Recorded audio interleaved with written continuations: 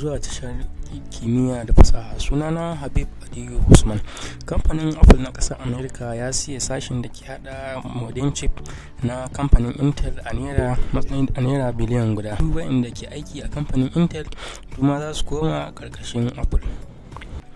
Wannan yarjejeniyar ta kasuwanci da aka yi ana tsammanin a karkare ta a zango na 4 kasuwanci na cikin shekarar 2019 da Apple damar ta ringa hada 5G modem nata na kanta nan da cikin 'yan shekaru kaɗan.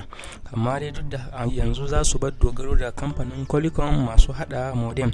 Apple sun ce za su ci gaba da amfani da Qualcomm 5G modems hannun da zuwa su 'yan tsawon shekaru kamun su fara hada nasu.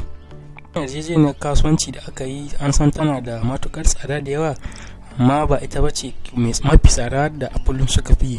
A shekara ta 2014 sun sai kamfanin Beat Audio a kan naira biliyan 3 dala Amurka. Ya burge ku sai ku danna subscribe button sannan kuma ku taba kararrawar nan da ke gefe domin samun labarai da dudumunsu.